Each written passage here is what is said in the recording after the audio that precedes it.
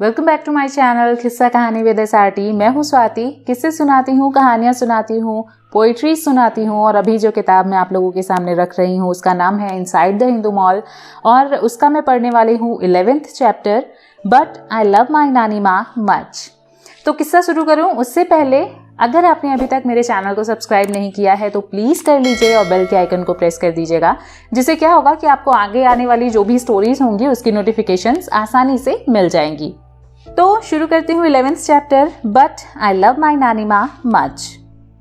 किसी कार्यक्रम के सवाल जवाब सत्र के दौरान एक प्रख्यात विचारक से किसी ने पूछा, Whom do you love more, your mother or your father? उनका जवाब था, Both are most lovable and respectable from my side, but I love my नानी माँ much. प्रश्न पूछने वाला इस जवाब से चकित रह गया तो उन्होंने उससे कहा, हाँ, मैं सबसे अधिक प्यार अपनी नानी माँ से करता हूँ, क्योंकि अगर वो ना चाहती तो मेरी माँ इस दुनिया में नहीं होती। घर परिवार और दुनिया से लड़ झगड़ कर अपनी बेटी यानी कि मेरी माँ को नानी पहले दुनिया में लाई, फिर अच्छे से इनका लालन पालन किया, उन्हें शिक्षित और संस्कारित किया। मेरी नानी माँ के कारण मेरी माँ इस दुनिया में आई, इसलिए आज मैं भी इस दुनिया में हूँ। इस जवाब में अपनी नानी के लिए उनका प्रेम और श्रद्धा तो अंतर्निहित है, साथ ही कितना दर्द है इसे महसूस कीजिए, तब पता चलेगा कन्या भ्रूण हत्या की कुरीति हमारे समाज के अंदर किस तरह घर कर चुकी है। भारत के अलग अलग भागों से आती कन्या भ्रूण हत्या की खबरें, पुरुष स्त्री जनसंख्या का लगातार बड़ा होता अंतर इस बात का प्रमाण है कि हमारे पाप कितने गहरे हैं। भारत सरकार एक कार्यक्रम चलाती है, बेटी बचाओ बेटी पढ़ाओ। सरकार का ये प्रयास स्तुत्य है, लेकिन क्या इसका एक पहलू ये नहीं है कि हमारे ऊपर ये कितना बड़ा धब्बा है कि हमारा समाज बेटियों को ना तो पढ़ा रहा है और ना ही बचा रहा है। सरकार को उसे ऐसा करने की अपील करनी पड़ रही है, जबकि हमारी संस्कृति और हमारा अतीत बेटियों को बेटों के बराबर ही मानता था। कभी उन्हें लड़कों से कम करके नहीं देखा गया है, बल्कि उन्हें तो हमेशा सौभाग्य का ही प्रतीक माना गया। हमारे पापों का ही परिणाम है कि आज हमसे कहा जाता है कि हिंदू धर्म में पुत्री की कोई कामना नहीं करता और हर एक जगह स्त्री को केवल पुत्रवती होने का ही आशीर्वाद दिया जाता था और दिया जाता है, जबकि ये सत्य नहीं है।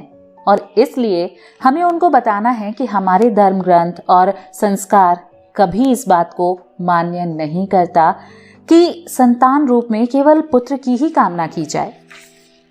श्रीमद् भागवत पुराण में आता है कि वैवस्वत मनु की धर्म पत्नी ईश्वर से सनातन रूप में उन्होंने कन्या की याचना की थी और देवताओं के आशीर्वाद से एला रूप में उन्हें पुत्री प्राप्त हुई थी।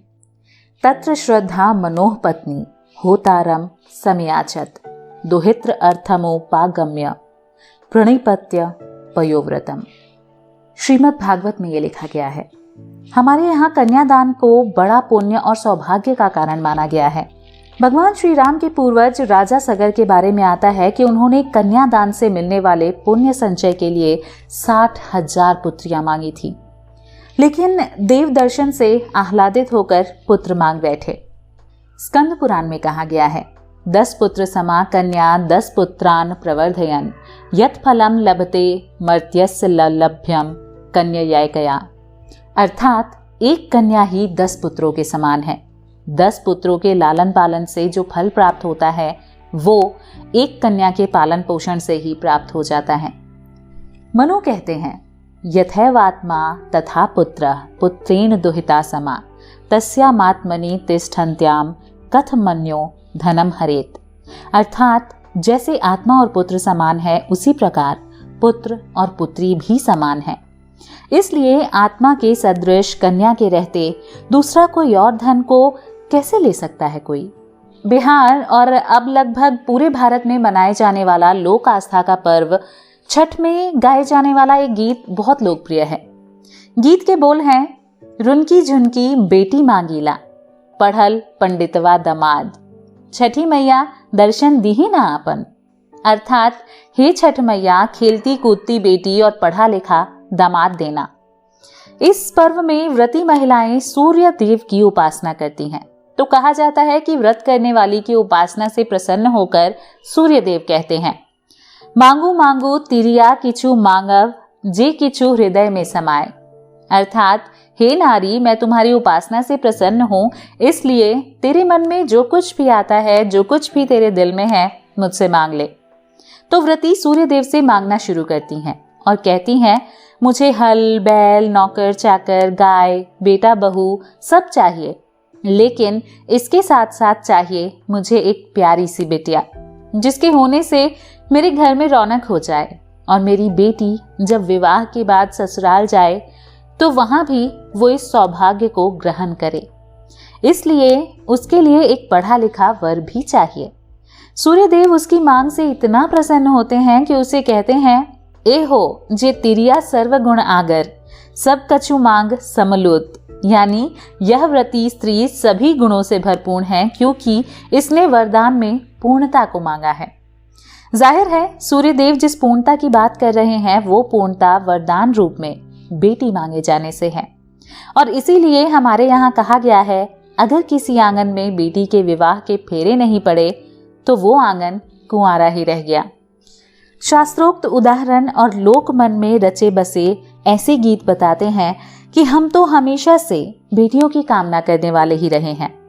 मगर कितना दुखद है कि हमारे पूर्वजों ने हमें जो संस्कार दिए थे उन्हें हम भुला बैठे हैं और कन्या भ्रूण हत्या और बेटियों के साथ अन्याय तथा भेदभाव करने में हम नित्य नए कीर्तिमान स्थापित करते चले जा रहे हैं। जाहिर है अपने गौरवशाली अतीत, शास्त्र, पुराण, लोक साहित्य, व्रत और पर्वों की दुहाई देने में गौरव नहीं है, बल्कि गौरव इसमें है कि हम व्यवहार में भी बेटियों को वही स्थान दें जिनकी वो अधिकारी हैं। स्वामी विवेकानंद जानते थे कि कन्या संतान कितनी मूल्यवान है और इसलिए उन्होंने एक बार कहा था, 500 पुरुषों के द्वारा भारत को जय कराने में 5 वर्ष लग सकते हैं, परंतु 500 नारियों के द्वारा ये मात्र कुछ सप्ताह में ही संपन्न हो सकता है। ब्रह्मवैवर्त पुराण में राजा अश्वपति के बारे में आता है कि वो अपनी पुत्री सावित्री के जन्म से अत्यंत प्रसन्न थे, और वामन पुराण कहता है कि कन्या का दर्शन सदैव मंगलमय होता है। इन दोनों पुराण के संदेशों को अगर जोड़िए और समझिए कि बिटिया को जन्म ना लेने देकर हम अपने लिए क्या अमंगल कर रहे हैं। बेटी के जन्म को उत्सव, मंगल और आनंद देने वाला वरदान समझने की अपनी महान हिंदू परंपरा का सम्मान कीजिए और बिटिया के जन्म को सौभाग्य मानिए। उसके जन्म दिवस को उत्सव के रूप में मनाइए और उसे हर तरह से शिक्षित, संस्कारित और महत्वपूर्ण जिम्मेदारियों का वहन करने वाली बनाइए, ताकि दुनिया को पता चल जाए कि विश्व में एक धर्म ऐसा भी है जो बेटियों के जन्म से अधिक गौरवान्वित किसी भी और चीज पर नहीं होता। तो ये चैप्टर यहीं खत्म होता है। अगला चैप्टर मैं पढ़ूंगी जीवन मूल्यों की पाठशाला।